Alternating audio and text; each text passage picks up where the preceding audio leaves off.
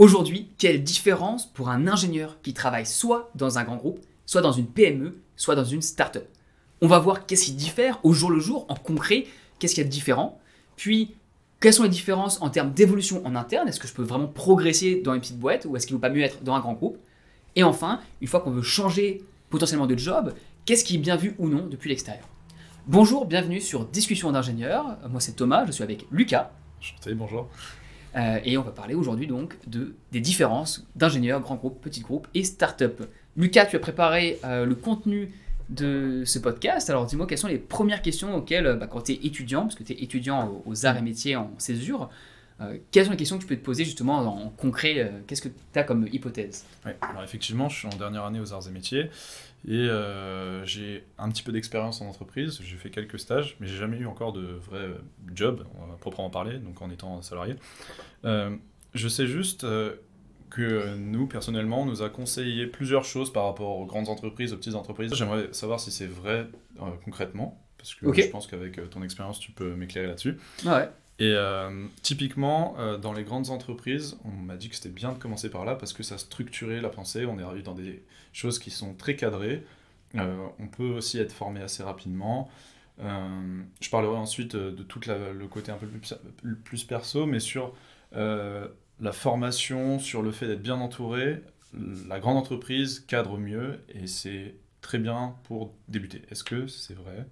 Est-ce que c'est mieux de commencer par une PME qui là va être plus libre et qui est du coup un peu plus difficile de peut-être se faire une place, où on saurait moins quel est notre job exactement, alors que dans un grand groupe, on sait que tu as ces missions-là, c'est comme ça depuis des années, tu as des protocoles, et voilà. Qu'est-ce que tu en penses? Déjà, les archétypes, ils ont une raison d'exister, ce stéréotype, archétype, c'est similaire.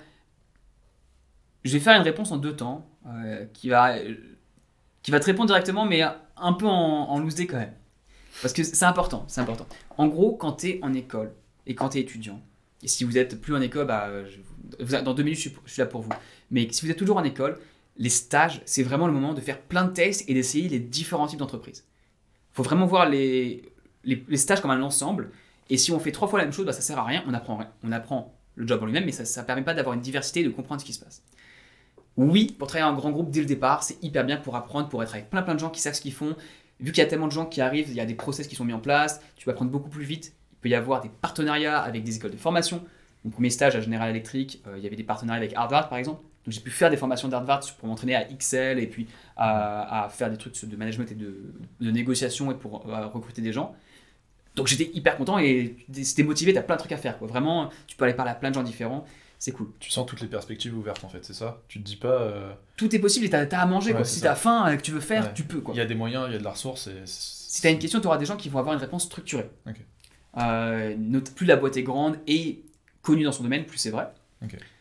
Après, c'est vrai aussi que dans une petite boîte, justement, tu as une marge de manœuvre potentiellement plus large.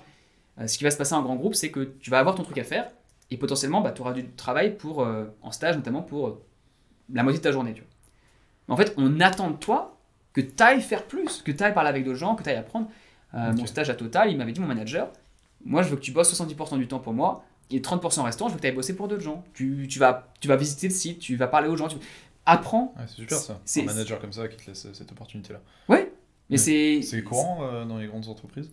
Oui et non, c'est quelqu'un qui te le dit aussi ouvertement non. Après en pratique c'est toujours quasiment le cas parce qu'on n'a pas le temps. Tu peux le voir avec moi, quand tu as un travail à côté, c'est difficile de t'occuper à 100% du stagiaire. Donc tu vas te donner des missions qui vont prendre à peu près du temps, mais si t'es efficace derrière, tu peux gérer ton temps à peu près comme tu veux. Ok.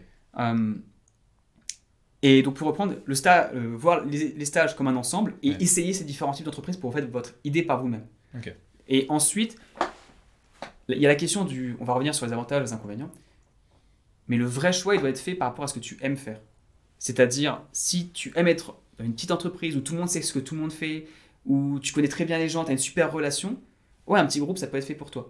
Si tu veux changer le monde, que vraiment ça bouge, que ça envoie, être prêt à travailler beaucoup, genre 12 heures, 14 heures par jour, tu as un idéal qui te porte, ouais, les startups, ok, station F, tu vas être que dans un environnement où ça bouge énormément, beaucoup de risques, beaucoup de travail, potentiellement beaucoup de récompenses si ton entreprise marche.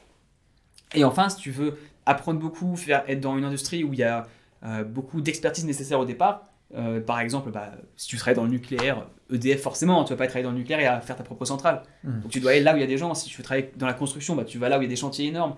Ou si tu veux faire des maisons, tu fais des maisons. Mais si tu veux faire des grandes choses, des projets gouvernementaux ou autres, ou des projets à grande échelle, il faut que tu ailles bosser pour des grandes boîtes. Fait que dès que tu es attiré par les grands projets, tu es attiré par les grands groupes. C'est nécessaire. Après, tu peux être sur des petites parts. Genre, j'avais un ami qui s'occupait des ponts de pesée en Australie. Et typiquement, c'était une petite boîte de 30 personnes. Ils avaient gagné ils devaient fournir des ponts de pesée sur le projet gouvernemental qui est un énorme projet. Mais voilà, il va fournir le pont de pesée, il va le paramétrer, puis après, il va partir. Alors que moi, j'étais sur le projet, donc je suis parti depuis le design. Après, j'étais voir des stations d'épuration sur site qu'on avait dû monter. Puis après, je suis parti sur site, faire des plans. Tu fais plein de choses différentes sur le même projet. Et ça, c'est trop cool. J'ai vu une statistique récemment. On a demandé, est-ce que ça te plairait de travailler chez Tesla? Grand groupe, grand projet, un leadership avec Elon Musk qui porte un peu, voilà. Ils étaient 70% à répondre oui, les ingénieurs. Est-ce que ça te surprend comme chiffre? Est-ce que, tu vois, ce côté, on rêve, spaceships aussi, tu vois, c'est des grands groupes, grands projets, gros moyens. On se dit, on est ingénieur, on a envie d'aller là-dedans. Il y a une vision super cool. Tu te dis, tu vas faire des nouvelles choses. Je comprends. Je comprends aussi les gens qui disent non. Parce que Elon Musk est connu pour demander à ces gens de travailler énormément et d'être extrêmement demandants. Donc, ça, là, c'est toute pièce à deux faces. Et il faut juste en être conscient. Donc, on parle justement de ce qui change en concret. Quand tu es dans un grand groupe, tu es plus accompagné, tu as moins de liberté sur ce que tu peux faire, mais justement, tu peux découvrir plus de choses aussi. Un petit groupe, tu vas être beaucoup plus indépendant, tu vas pouvoir faire les choses par toi-même, notamment si tu es en vente ou en business development, c'est idéal, parce que tu vas pouvoir aller monter des choses. Après, tu peux aussi, par moment, dire c'est dommage, ce qu'on fait, c'est pas assez efficace, on n'a pas les moyens vraiment d'investir dans le système informatique, par exemple, alors que tu t'occupes du parc informatique, parce que justement, c'est une petite boîte, on n'a pas de moyens. Okay. Et une startup, là, par contre, c'est on y va, on carbure. Et tu vas prendre énormément. Tu peux potentiellement, si la boîte marche, monter très vite en responsabilité, très vite gérer des gens parce que la boîte s'agrandit en dessous, donc tu es une des premières personnes, donc tu vas gérer des gens si tu as envie, sinon tu fais du technique. Ou bien la boîte peut se péter la gueule au bout d'un an et tu n'as plus rien, il faut retrouver un travail. Donc chacune de ces structures a des avantages et des inconvénients, il faut en être conscient avant d'y aller. Et c'est pour ça que quand tu es étudiant, tu essaies de faire les trois lorsque tu es en stage, tu fais 3 stages différents pour vraiment te faire une idée. Et après, tu pourras décider du type d'entreprise que tu préfères. Donc les stages primordial, si tu y es toujours, et si tu n'y es pas, en général, c'est-à-dire que tu as un boulot ou que tu cherches un travail, te poser ces questions-là aussi. Dans quel type d'environnement j'aimerais travailler Moi, je sais que j'aime bien travailler dans des grands groupes. Je travaillais une fois dans une petite structure, c'est une ancienne filière d'Areva, donc il y avait quand même les process, mais c'était tout petit. C'est cool, mais en fait, tu n'as pas non plus forcément beaucoup d'opportunités de monter une fois que tu es là-dedans, ou bien il faut attendre que la personne de dessus toi monte aussi. Si c'est familial, c'est très dur aussi. Donc tu peux à la fois avoir des gros titres, parce que forcément tu fais beaucoup de choses, mais est-ce que tu vas vraiment monter ? Peut-être qu'on parlera des évolutions un petit peu plus tard, mais sur le concret, sur le travail en tant que tel, la charge de travail, de ce que j'ai compris, du coup, start-up, tu bosses beaucoup. Grande entreprise, un petit peu moins, mais voilà. Et PME, t'aiguises un petit peu, genre c'est plus tranquille. Disons que Startup, tu vas forcément travailler beaucoup. Et ensuite, grand groupe et PME, ça dépend d'à quel point tu es investi dedans. Dans un grand groupe, tu peux aussi bien travailler beaucoup. Typiquement, quand tu fais des missions super cool, tu vas apprendre. Et c'est plus de ton ressort. C'est à toi d'être proactif. Alors tu peux aussi te planquer si tu veux. C'est-à-dire que si tu vas faire ton travail en 70% du temps, tu pourras le planquer 30% du temps. C'est un peu dommage, mais tu peux. Un petit groupe, tu vas pas forcément autant d'attente, sauf si tu as des parts, mais là c'est différent. Mais vu qu'en général tu n'as pas de parts, tu vas travailler tu pourras pas forcément te cacher, mais on va pas te demander de faire beaucoup plus non plus. Et si par contre tu es dans un petit groupe qu'on te demande de travailler énormément et que tu es moins payé parce qu'ils n'ont pas autant de moyens qu'un grand groupe, là il faut potentiellement se demander pourquoi tu es là et est-ce qu'il n'y aurait pas mieux ailleurs. Si tu sais pourquoi tu es dans la boîte, il n'y a pas de souci, mais il y a peut-être mieux ailleurs dans ce cas-là. Donc sur le travail c'est intéressant parce que et que tu aies aussi parlé de l'argent à la fin, parce que ça arrive très bien pour la petite transition. Les conditions salariales, on a fait un podcast sur le sujet bien plus détaillé, mais dans les grands groupes, elles sont plus élevées en général. C'est l'hypothèse, le stéréotype que j'ai, c'est petit groupe, tu gagnes pas beaucoup. Startup, tu peux gagner énormément si ça marche bien, mais pas du tout si ça marche pas. Et grand groupe, tu gagnes bien de manière générale. C'est vrai, on va dire, dans la globalité. On vient de faire le podcast juste avant, il sortira une semaine après, mais en vrai, on vient de le tourner à côté. Grand groupe, tu auras des grilles, généralement. Si tu pars en mission, tu vas être bien traité parce qu'il y a pas mal de conditions qui ont été négociées avec les unions, les syndicats. Le syndicat, ouais. Petite boîte, ça dépend vraiment de à quel point tu t'entends bien avec les gens quand tu arrives, la première négo que tu fais. Et là, tu as mieux intérêt à être bien payé parce que sinon, faut être payé à ce que tu voudrais avoir parce que c'est dur de renégocier. Et startup, il y a une énorme part de variable potentielle avec les parts. Il faut faire attention à ne pas se faire avoir. Hein. Si vous n'avez pas de parts en startup, réfléchissez vraiment à quelle implication vous voulez avoir. Parce que surtout en tant qu'ingénieur, on peut se permettre de demander des parts, surtout en technique. Si vous n'avez pas de parts, tout ce que vous travaillez en plus, ça ne sera pas pour vous. Vous n'avez pas de variable. Donc il faut vraiment être très aware, Jean-Claude Van Damme, tiens. Très alerte à ce que vous avez comme rémunération et comme potentiel upside, potentiel plus-value sur si la boîte marche bien. Oui, parce que si j'ai très peu de parts, voire une part négligeable, quel intérêt j'ai à bosser comme un malade dans la startup? Alors on pourrait dire pour l'apprentissage, tu vas apprendre plein de choses, tu vas voir, on va aller to the moon, tu vas avoir une équipe. Ça va être ouf. On est dans une grande famille, t'inquiète. On est dans une grande famille. La famille, c'est... Enfin bref, je déteste ça. Mais... cette expression, en fait, est utilisée pour... elle part d'un bon sentiment, mais elle est utilisée beaucoup pour manipuler les jeunes et les faire travailler plus qu'ils ne devraient sans les payer convenablement.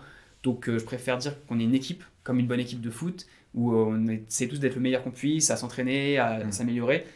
Mais ouais, les gens qui disent on est une grande famille, t'inquiète pas, tout va bien se passer. Il te met de la pommade, voilà. Oui. Il y en a qui y croient, hein, mais il y en a aussi une partie qui utilise ça en mode non mais je vais te la mettre mais tu vas pas la sentir. Ouais, parce que si tu commences à faire des bêtises dans la boîte, famille ou pas, au bout d'un moment, faut faire des choix comme dans une équipe. Et si tu dois rester sur le banc de touche, tu restes sur le banc de touche. C'est ça, une famille elle sera là pour toi quoi qu'il arrive, enfin pas forcément, mais on va dire dans l'idée oui, qu'on lui donne en disant ça. Qu'on lui donne, alors qu'en job c'est pas vrai. Il y a des qu'on dit oh on est une grande famille, mais malheureusement les conditions économiques font qu'on va devoir se séparer de vous. Enfin, ça arrive pas quoi, c'est une grande dis donc Thomas, désolé, tu fais plus partie de la famille, là on peut plus te nourrir, alors non, on va serrer la ceinture tout ensemble. Donc c'est pas des familles. Vous faites pas avoir sur votre salaire là-dessus, mais on peut utiliser cet argument notamment chez les petites entreprises et chez les startups, alors que les grands groupes, c'est carré, parce qu'ils sont obligés, ils ont le nombre. Tu sais pourquoi tu viens, quel est ton job, quel est ton salaire, quelle est la quantité de travail que tu fournis. Okay. Tu sais à quoi t'attends. Okay. Donc on a parlé des stages, du temps de travail, de la rémunération. Il y a quelque chose qui est assez intéressant aussi, qui différencie entre les petits groupes et les grands groupes, c'est tous les avantages qu'on peut avoir. Typiquement, je sais que dans un grand groupe, en général, on est censé avoir un comité d'entreprise assez prolifique, avec des avantages en nature. Ça peut être des voitures de fonction, des écoles payées par la... Attention à la plante. Ouais. Des écoles payées, des téléphones de fonction, tout ça. Plein de choses, des vacances moins chères. Donc ça, c'est grand groupe de mon stéréotype. Petit groupe, beaucoup moins. Start-up, pas du tout. Oui, parce qu'il y a eu plus de négociations avec des syndicats, en général, des comités d'entreprise. Ouais. Les grands groupes ont des très bons comités d'entreprise.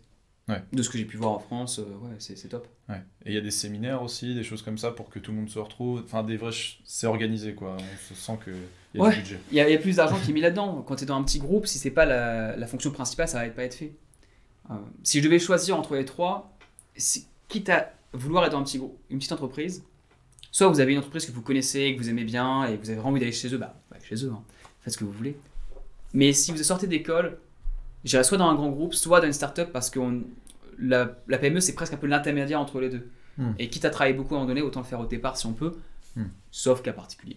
Ouais, parce qu'au final, c'est à cet âge-là, à la vingtaine, qu'on peut travailler énormément. Donc, tu travailles beaucoup et tu peux apprendre beaucoup aussi. Et en grand groupe, tu peux apprendre beaucoup si tu es proactif.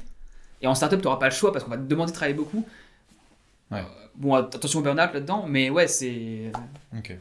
Ouais, c'est un bon conseil, je pense, grand groupe ou start-up. La seule exception, c'est le petit groupe, ça peut valoir le coup si en fait vous êtes un petit groupe qui fait partie d'un grand groupe. Typiquement, il y a beaucoup de VIE qui se font en business développement, où on envoie 1 ou 2 personnes dans un pays, ou même Bouygues qui à l'époque avait peut-être 100-200 personnes en Australie, mais c'est tout petit par rapport à ce que c'est en France. Donc vous avez les moyens d'un grand groupe qui peut investir, qui vous donne accès aux formations, aux process, tout en étant un petit groupe, vous êtes comme relativement flexible.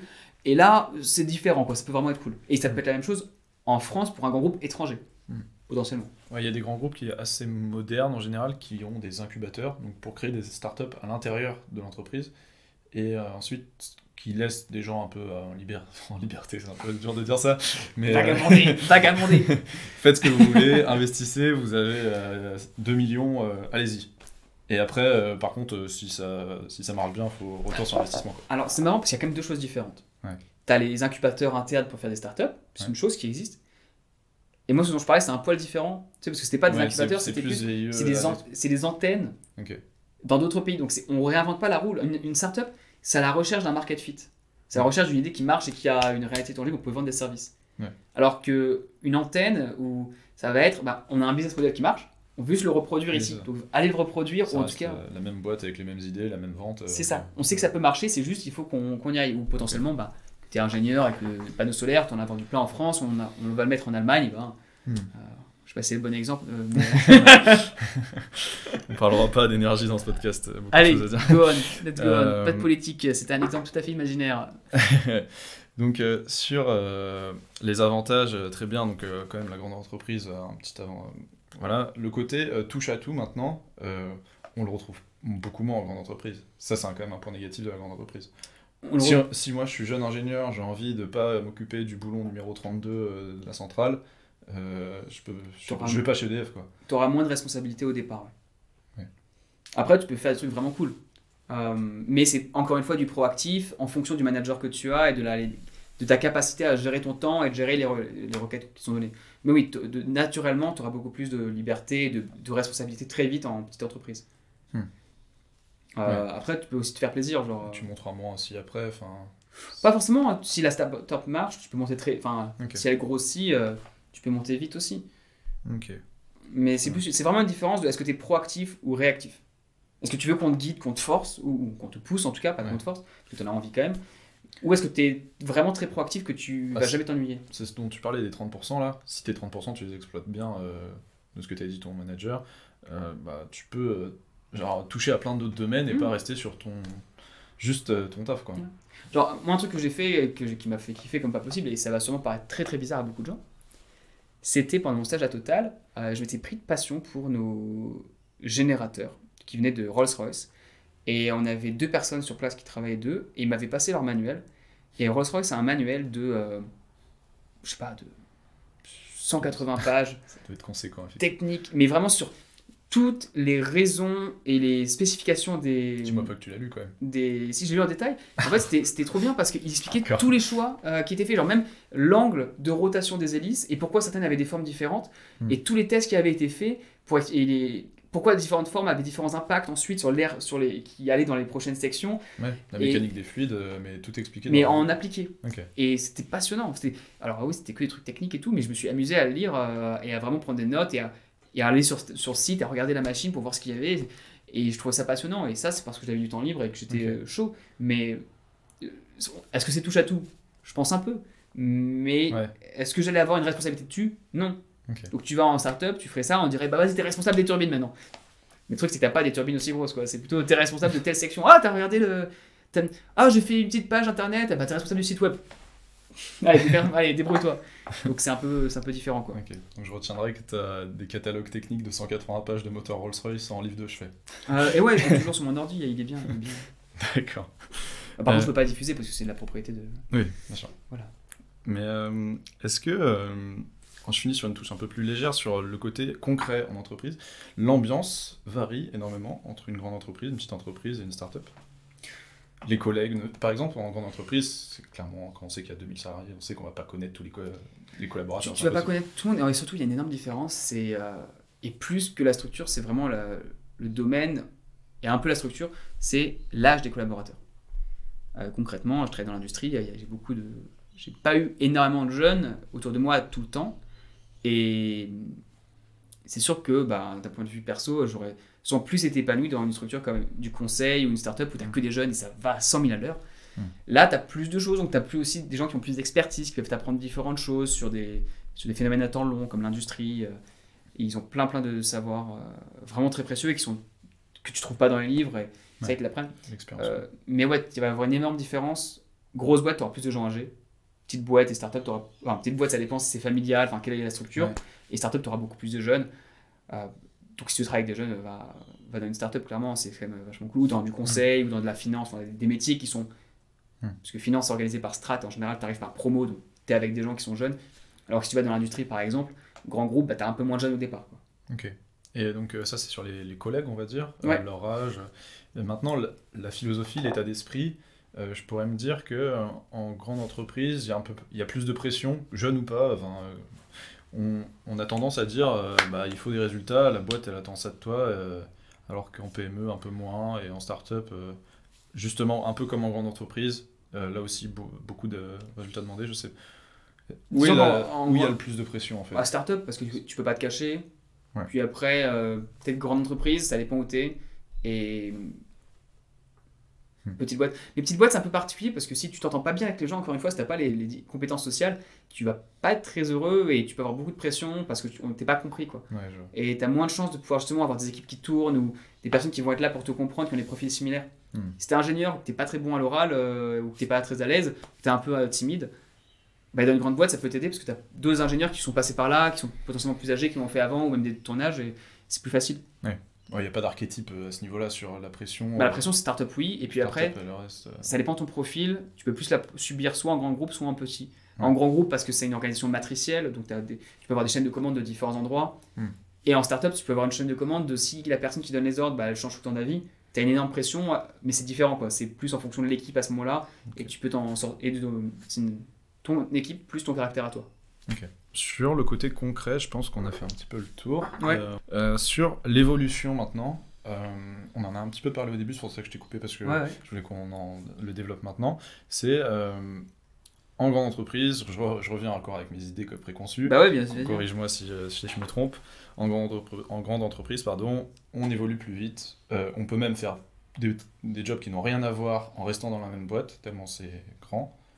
Et en PME, on peut plus facilement stagner. En start-up, là, on peut avoir des évolutions type exponentielles.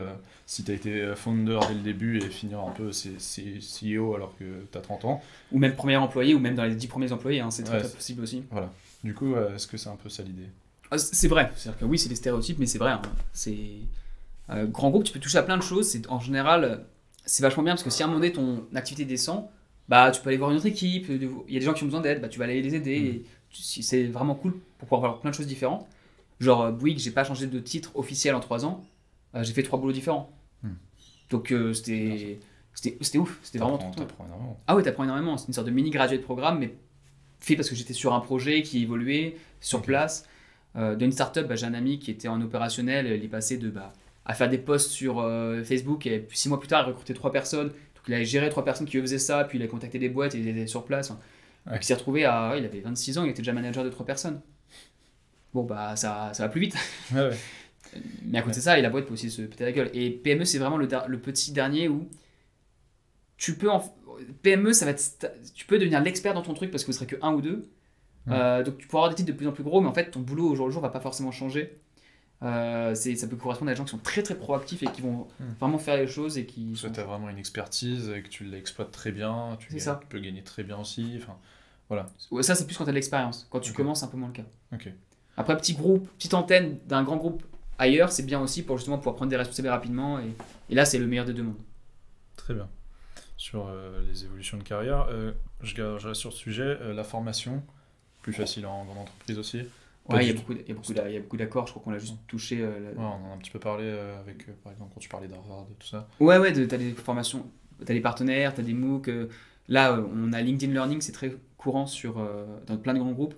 C'est plein de cours qui sont sur LinkedIn, dans une section spéciale, c'est en haut à droite de l'écran. Tout en ligne. Tout en ligne. Un peu comme des MOOC. Ouais, c'est ça, c'est un MOOC. Ils ont racheté un MOOC et puis c'est à disposition et c'est des très bons trainings. Et à côté de ça, on a une liste en général, c'est assez classique d'avoir un catalogue de formations. Et si on a une qui nous intéresse, on peut le faire approuver par son manager. Est-ce que c'est obligatoire les formations ? Il y en a certaines qui sont obligatoires, mais c'est pas des vraies formations. Quand tu veux évoluer toi Non, ça c'est pas obligatoire. Mais enfin, ça peut être recommandé selon la boîte. Ok. Là, je suis notamment dans les grands groupes, c'est-à-dire plus d'un petit groupe non, start-up non, à part le formation on the go ou comment on appelle ça, last minute of training, c'est tu dois faire un site web, t'es en charge, donc t'apprends ce soir et demain tu le mets en route. Okay. Ça c'est la start-up. Petite boîte, ça dépend vraiment de là où t'es, mais pas forcément de formation. Et grand groupe, c'est ce qui se passe là. J'ai eu un entretien avec on a un catch-up toutes les semaines avec ma manager. Et elle me demande, on a fait les goals, performance goals, les buts de performance pour l'année prochaine. Et maintenant qu'on a fait ça, c'est la deuxième partie, les goals pour les buts d'amélioration personnelle. Donc moi j'en ai quelques-uns sur un skill technique et elle me dit bon Thomas, il faut vraiment que tu me dises aussi en termes de leadership, qu'est-ce que tu as envie d'apprendre cette année, est-ce qu'il y a des trainings que tu as envie de faire, est-ce qu'il y a des projets où tu pourrais être mis en avant sur telle chose. Et là c'est un process qui a lu dans la grosse boîte où on veut que tout le monde ait des points d'amélioration tous les ans et donc bah, tu es un peu forcé d'y réfléchir et donc en fait de les avoir, ce qui est quand même plutôt cool.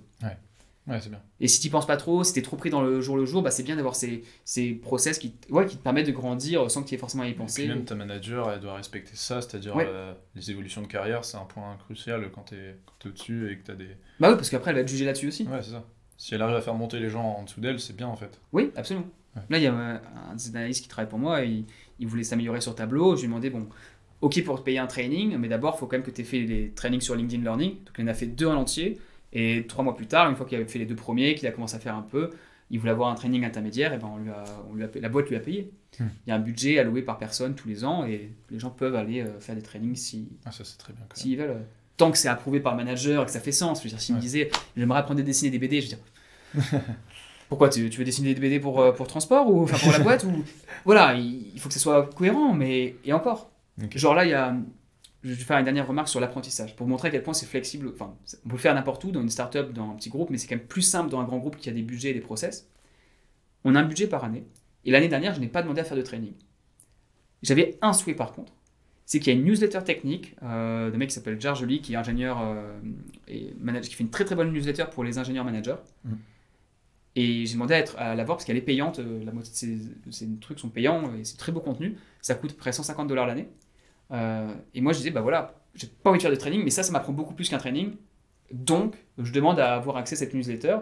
Et vu qu'il y avait un budget et que j'avais pas consommé mon budget, bah, j'ai fait bon, ils sont assez ouverts là-dessus. Bah, après j'ai rédigé point par point pourquoi c'était adapté pour mon parcours, et j'ai dû faire une page A4 dessus, mais une fois que tu l'expliques et tu dis bah moi au lieu de faire ça je fais ça, ils ont fait bon d'accord, il n'y a pas de souci. Ce qui se passe c'est les protocoles, tu sors pas de ça, tu dois apprendre ce qu'on doit de... Il fallait montrer que c'était en alignement avec les valeurs de formation, mais une fois que tu fais le papier pour dire que oui tu peux quand même quoi. Et ça dans une petite boîte, est-ce que tu vas vraiment pouvoir l'avoir, une start-up enfin imagine t'es en stage, tu dis j'aimerais bien avoir une newsletter technique, bon pourquoi exactement si j'ai un budget alloué c'est plus simple. C'est super que tu partages ces expériences à chaud. Typiquement, là, ça s'est passé aujourd'hui, même avec ton analyste. Je pense que c'est concret et ça apporte beaucoup de valeur, même pour moi, là, j'en apprends beaucoup. Qu'est-ce que ça change quand tu veux changer de job ? Imaginons... Qu'est-ce que tu en penses ? Qu'est-ce qu'on en pense qu'on est étudiant ? Alors, qu'est-ce que j'en pense ? Je me dis que... Alors, j'ai noté quelques points, mais je peux te le dire comme ça à chaud. Quand on est en grande entreprise, c'est une marque positive sur le CV.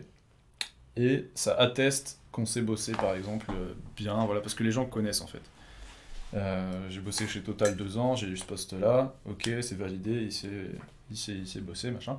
Si je suis dans une entreprise inconnue au bataillon, une PME, c'est plus compliqué de m'intégrer ailleurs. Dans une start-up, la start-up est un peu différente, parce que moi, je me dis qu'une fois qu'on est dans une start-up, on a envie que notre start-up marche, fonctionne, et pas forcément l'envie de changer de job. Mais ça pourrait arriver, et je pense que c'est assez valorisé quand même d'avoir bossé dans une start-up, mais on aura envie de savoir si tu sais bosser bien en équipe dans un grand groupe et t'intégrer. Donc je dirais que le plus facile pour changer de job, c'est d'avoir fait un grand groupe, parce que c'est un standard. Et à une PME, une start-up, on est sur de l'inconnu, du flou. Donc ça, c'est mon hypothèse. Donc concrètement... aller dans un grand groupe au début pour se faire une expérience solide et savoir ce qu'on a fait vraiment et que tout le monde sache que tu as bossé dans ce groupe-là, c'est bien. Et le reste, après, c'est un peu plus craignos, quoi. Ouais, alors, il y a plusieurs choses. Il y a 2 points principaux. Le premier, c'est il vaut mieux être dans la fusée qui décolle vers Mars que d'être sur le bateau qui coule à côté. Quelle que soit la taille de la fusée, quelle que soit la taille du bateau. Si tu es dans une entreprise qui coule et qui a une image hyper négative, avoir un bateau qui coule, bah, ton CV va avoir une marque qui sera un peu négative. Alors que si tu es dans une fusée qui décolle, même si c'est une petite boîte, et qu'elle fait plus 1000% de je sais pas quoi, on va associer tes performances et ta valeur à la valeur de l'entreprise. Ok. Donc être très attentif sur le choix de l'entreprise. Et son image publique. Et à son image, mais surtout dans quelle direction elle va aussi. Ok. Les grands groupes, tu as dit que c'était une marque positive. Je dirais pas que c'est une marque positive, je dirais que c'est surtout une marque connue et donc qui rassure. On préfère les choses, et on a un biais cognitif, tous ces humains, de préférer ce qu'on connaît. Et donc si on connaît la boîte Total, EDF, que ça me dit quelque chose, on dit ok, c'est un grand groupe, s'il a été sélectionné par eux, je sais qu'ils sont bien, donc c'est-à-dire qu'il doit être bien. Et par opposition, si tu es dans une PME, personne ne va connaître, donc c'est un peu plus dur d'avoir confiance en ça. Et une start-up, c'est pareil, mais à la différence près qu'une start-up, le mot start-up est vachement connu et tendance. Et donc, on va se dire, ok, c'est quoi la start-up et c'est quoi les résultats. Donc, on va pas te juger par rapport au nom de la boîte en elle-même, mais du fait que tu avais fait une start-up et ensuite par les résultats que vous avez obtenus. On s'attend justement que tu as grandi beaucoup. Donc, ça, c'est général. Après, il y a quand même. Ouais, vas-y. Non, il faut bien vendre ses résultats du coup. Oui, il faut toujours bien vendre. Ça, j'ai fait une playlist entière sur comment réussir ses entretiens et faire son CV, tout ça. Mais il y a un truc qui est important, c'est que quand on est dans une grande boîte ou dans un petit groupe, peu importe la structure, on cherche quelqu'un qui est capable de s'intégrer. Et donc, si tu es dans un grand groupe, tu cherches des gens qui ont déjà été dans les grands groupes. Parce qu'on sait déjà que tu l'as fait. Donc, au moins, tu sais que tu as ce risque en moins sur la personne. Okay. Pareil pour un petit groupe. Si tu vois quelqu'un qui a déjà fait un petit groupe et qui est successful, bah, ok, c'est plus simple. Un grand groupe, on se dit, est-ce qu'il va pas vouloir justement avoir plus de process? Est-ce qu'il va réussir à s'intégrer? Ouais, c'est ça. Et pareil pour une startup, on sait que tu as déjà été dans un environnement hyper rapide, hyper croissance. Donc de base, si tu veux toujours travailler dans une startup ou toujours dans une petite boîte, bah, autant commencer là-dedans parce que c'est là où tu veux aller. Ce sera beaucoup plus simple de continuer si tu es déjà dans l'écosystème. Après, une fois qu'on a dit ça, si tu veux changer, là il est plus facile d'avoir une marque qui rassure et donc d'avoir fait en général un grand groupe ou une startup connue ou une startup qui a monté ou qui a des énormes résultats. Mais si tu veux uniquement travailler dans des petits groupes dans un domaine spécifique, juste te pose même pas la question, juste fonce et fais ce que tu as envie de faire. Si tu sais pas du tout, selon ce que tu préfères comme environnement de travail, grand groupe ou startup peut être plus intéressant d'un point de vue purement CV, calcul, mais vaut mieux faire quelque chose qui te plaît parce que tu vas avoir des meilleurs résultats tout simplement, que si tu fais quelque chose juste par pur choix stratégique. D'accord. Moi je pense que ça résume bien la question. Tu as eu des exemples un peu de changements de groupe? J'ai eu des changements je parlais avec la RH lorsque j'étais chez donc le Lafarge australien avant, et ils recrutaient quelqu'un et je demandais c'était quoi les conditions, et clairement une des premières c'était on veut quelqu'un qui sait travailler dans une organisation matricielle. Alors c'est un mot horrible que je comprenais pas lorsque j'étais en école, je trouve que c'est vraiment un peu trop pompeux, organisation matricielle. Non, ça veut dire quoi organisation c'est-à-dire que l'équipe technique IT dans laquelle je suis, on est 150, et que tu as des équipes dans tous les sens, et que si quelqu'un me demande quelque chose d'une autre équipe, il faut quand même que j'y réponde un minimum. Et c'est compliqué, il faut gérer ses priorités avec des boss différents, des demandes différentes de plein d'endroits. Alors que si tu es juste dans une petite boîte ou que tu fais uniquement les opérations de réparation des trucs, bah, tu as un boss et donc c'est une organisation qui est de haut en bas, tu vois, très directive. Quand tu es dans des grands groupes, il faut que tu saches gérer le fait qu'il y ait plein de personnes qui font des postes différents, dans des équipes différentes, qui font des trucs similaires. Tu dis, mais pourquoi il y a deux équipes différentes C'est pas forcément ton N plus 1 directement, mais c'est quelqu'un au-dessus qui peut te donner... Ou même pas au-dessus, même sur le côté. Même quelqu'un du même niveau que toi qui peut te demander quelque chose. Ah oui, donc le terme matrice est vraiment adapté. Oui. C'est ok. Ouais, c'est vraiment, c'est pas que au-dessus, ça peut même être en dessous potentiellement. S'il est dans une équipe qui, elle, a l'ascendance sur un projet et on a dit qu'il fallait que des ressources soient données pour ça, bah ils peuvent. Donc tu as des échanges avec bien plus de monde dans ce cas-là. Et c'est aussi, on n'en a pas énormément parlé, mais là c'est sur les grands groupes, tu touches beaucoup de collègues. Potentiellement. Ouais. Et donc on recherche ça, c'est assez recherché derrière. L'aisance relationnelle pourrait être plus importante dans un grand groupe?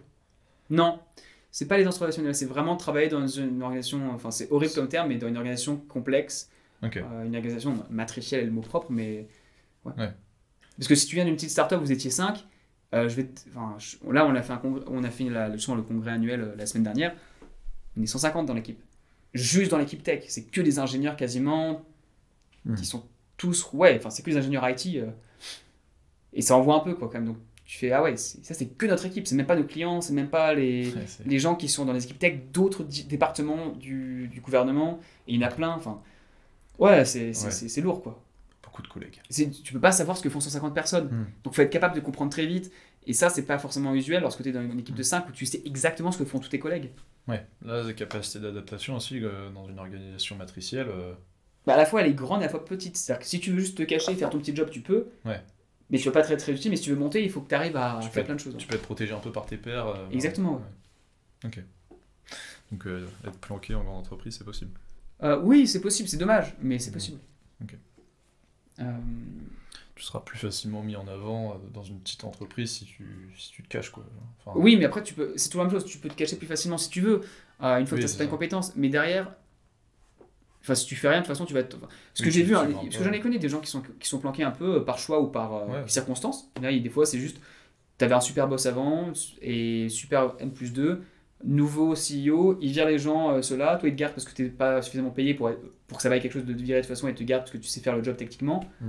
T'as un nouveau boss qui te déteste, parce que lui va apporter son équipe à lui, il te met un peu au placard, tu te retrouves planqué sans le vouloir. J'ai une amie à qui c'est arrivé, enfin, c'est arrivé à sa sœur, et sa sœur, ça fait 2 ans qu'elle est là-dedans, et là, elle est en mode, bah, qu'est-ce que je fais maintenant, quoi?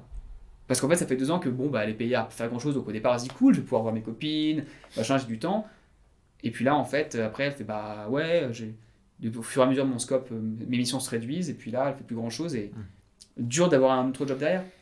Donc, ok pour vous planquer si un jour vous avez l'opportunité pendant 1 ou 2 mois parce que voilà, il se trouve qu'il y a moins de travail et qu'il y en aura plus dans 2 mois parce que c'est un projet. Cool, prenez le temps pour vous et faites-vous plaisir. Mais surtout, restez pas là-dedans, ça dure plus de 6 mois. Alerte, alerte, alerte, faut se casser parce que ça va être un cercle vicieux et c'est assez dur de s'en sortir une fois que ça a duré plus d'1 an, 2 ans.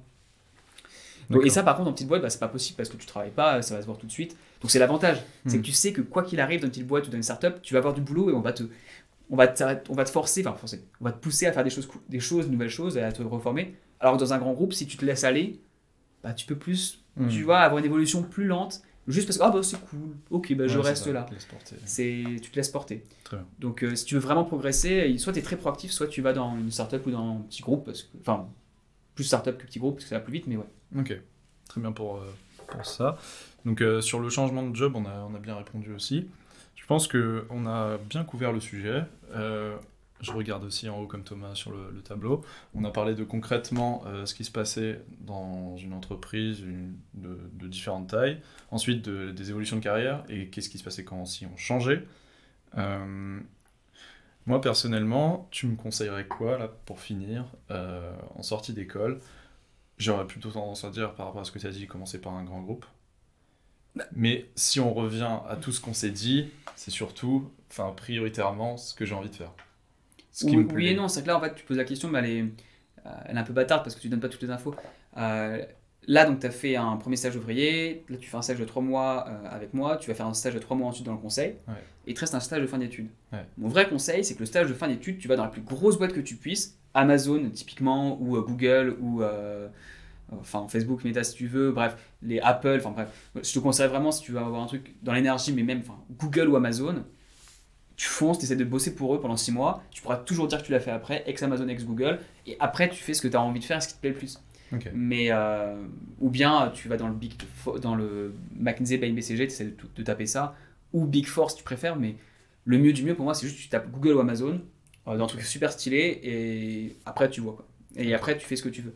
Et t'es pas obligé de rester chez eux. Mais vraiment, c'est... Se dire faire un SFE pour avoir un CDI ensuite, c'est un peu dommage comme... Non, pas du tout. Mais c'est juste que dans ton cas, il faut une grosse marque. Ouais, t'as pas de grosse marque encore, il t'en faut une. Ouais, carrément. Dans un point de vue stratégie, et surtout même de toi pour comprendre ce qui se passe. Okay. Tu vas faire un stage dans une boîte du conseil, c'est bien, tu vas apprendre beaucoup, mais va dans un groupe qui envoie vraiment du lourd, quoi, qui va vite, qui est efficace. Tu n'as que des gens qui sont vraiment smart dans le milieu ingénierie, en tout cas, qui sont experts de leur sujet.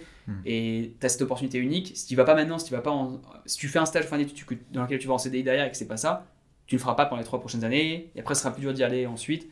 Donc, moi, mon vrai conseil, c'est juste Google ou Amazon, c'est d'aller dans un des deux. Les entretiens sont hyper durs. Tu te forces à tous les faire. Tu t'entraînes aussi aux entretiens de McKinsey by BCG parce que c'est le meilleur entraînement que tu puisses faire pour t'entraîner en entretien. Okay. Et tu donnes tout. Parce que c'est maintenant ou jamais, et ça peut faire justement un point d'inflexion. Et après, tu veux faire une startup. Tu as été chez Google avant ou Amazon? Viens, il n'y a aucun souci. Tu veux faire un grand groupe, tu as été chez Google ou Amazon avant? Viens, super, il a fait ça avant, il a été super bien formé. Tu vas dans une PME, est-ce qu'on peut se permettre de le payer? Voilà. Et en fait, les 3 vont t'accueillir à bras ouverts après. Voir Royal en fait. Mais c'est parce que toi, tu n'as pas fait ça avant. Tu m'aurais déjà fait un stage comme ça, je t'aurais dit va découvrir autre chose, va dans une ONG, va dans un truc. Ouais, c'est ça. Tu aurais fait Google avant et un truc de conseil, je t'aurais dit non, stage de fin d'études, va trucs. Bah, si tu veux faire Amérique du Sud ou tu sais, Philippines, enfin un Ouais, truc, même en Afrique, enfin, en Russie, alors Russie c'est pas trop possible en ce moment, mais enfin dans un pays vraiment différent et fais un truc totalement différent. Va en Australie si tu n'y as pas été, fais un tour au Ok. Canada, mais pour que ça soit complémentaire. Là ça n'a Ok. pas été ton cas, donc moi je te conseille vraiment, Ok. le vrai conseil sans filtre, c'est Google ou Amazon, GAFAM sinon, Big Four ou MBB, Ok. et voilà, une grosse marque, quoi. Ok. Très bien. Bon, j'en ai profité pour avoir un petit conseil de Thomas sur la fin. Et ça te parle ou tu penses que c'est des bêtises? Parce que toi, je sais que tu veux faire a priori tout ce qui a trait à l'énergie, aux énergies. Donc, c'est pas le premier choix de faire Amazon ou Google a priori. Effectivement, Google et Amazon, je me suis pas dit ça. Mais Je, ils ont je- les... je m'étais dit conseil en énergie dans un gros groupe. ce que tu es en train de faire. Ouais, je vais être à Paris. Je n'ai pas encore signé ma convention, mais bon, on va dire que c'est bien parti. Du coup, en gros, là, ce que je cherche actuellement, c'est quelque chose dans l'énergie ou qui va me donner une teinte un peu sur mon CV. Mais je me dis, enfin, par rapport à ce que si je fais quelque chose encore plus englobant, typiquement Amazon ou Google, qui va me permettre d'ouvrir tout le reste, Et puis, ils ont des équipes énergie. c'est ça, ouais. Enfin, la problématique de Google avec leurs serveurs, le refroidissement, et pareil pour Amazon, bien sûr qu'ils ont des problématiques énergétiques. Va chez eux et va dans leurs équipes énergie. Ouais. Et là, tu auras les deux. Ouais. C'est dur, hein, parce qu'il va falloir que là, tu commences. Là, je te dis, c'est tellement spécifique qu'il faut que tu commences à faire du networking avec eux, que tu te renseignes, que tu comprennes ce qu'ils font, que tu comprennes quels sont leurs enjeux, leurs problématiques, qu'est-ce qu'ils recherchent, et que tu apprennes potentiellement des choses pour faire ça. Mais vas-y. Non, mais ça me parle beaucoup.